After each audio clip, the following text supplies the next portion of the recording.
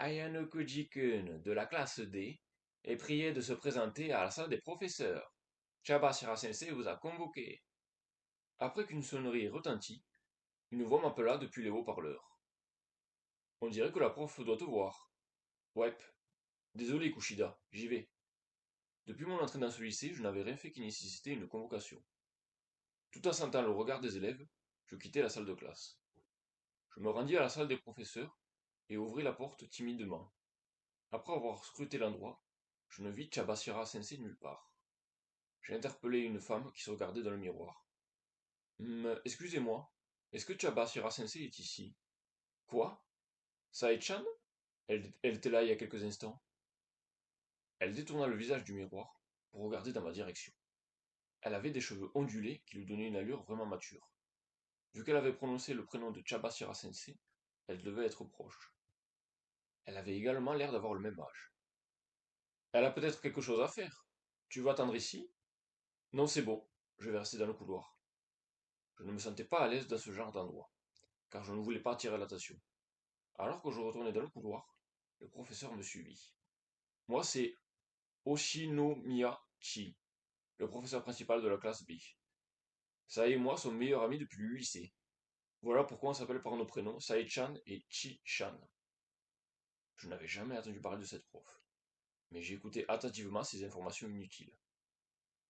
Ni, pourquoi Sae-chan t'a convoqué? Allez, dis-moi pourquoi. J'aimerais bien le savoir. Tu as été convoqué sans connaître la raison. Fu.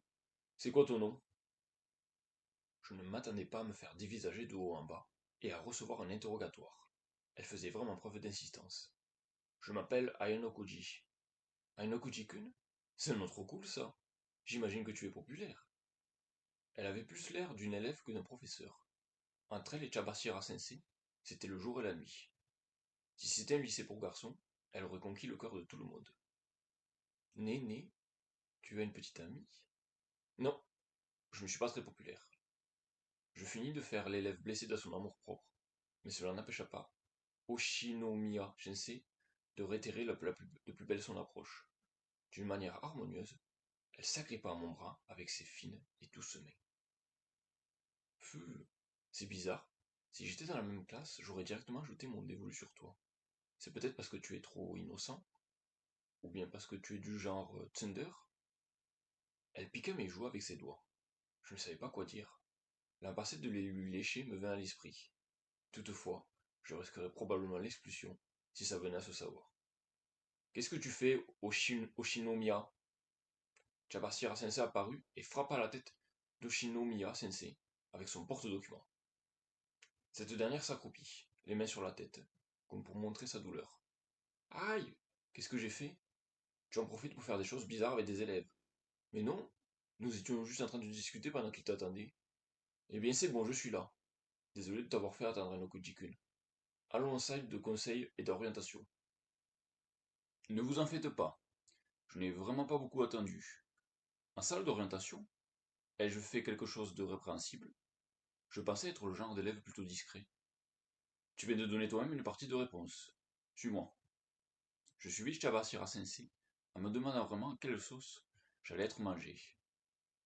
Oshinomiya Sensei continuait de marcher près de moi, me faisant un petit sourire.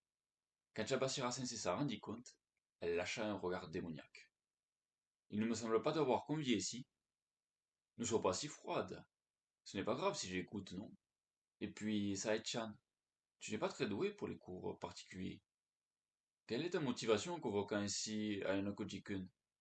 Défiant Chabashira Sensei, en gardant ce même sourire malicieux, elle passa derrière moi et mit ses mains sur mes épaules. Je ne pouvais pas voir le visage d'Oshinomiya Sensei, mais je compris qu'il y avait de l'électricité dans l'air. Juste comme ça, Chae-chan, tu es maintenant branché genou? Genou? Qu'est-ce qu'elle veut dire par là? Arrête un peu de dire des bêtises plus grosses que toi. Oui, c'est vrai que ça me paraît difficile pour Sae-chan. Oshinomiya-chan, ne nous faussez pas compagnie pour autant. Et combien de temps comptes-tu nous suivre comme ça? Nous allons nous entretenir sur un problème qui ne concerne que la classe D. Hein? Je ne peux pas venir. C'est si grave que ça? Je peux vous être utile aussi. Oshinomiya Sensei restait clairement contre notre volonté. Fort heureusement, une élève vint nous sauver. Elle était plutôt jolie, avec des cheveux roses très clairs. C'était la première fois que je la voyais. Oshinomiya Sensei, avez-vous du temps à nous accorder? C'est à propos de la ligne directrice des affaires que le conseil des élèves doit prochainement traiter. La fille nous dévisagea un moment avant de fixer définitivement Oshinomiya Sensei. Regarde, une élève a besoin de toi. Dépêche-toi d'y aller.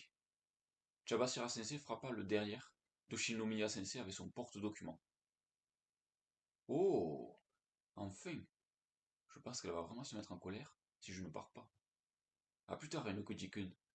Bien, Ichino-san, allons en salle des professeurs. Sur ces mots, elle fit marche arrière vers la salle des professeurs avec Ichinos.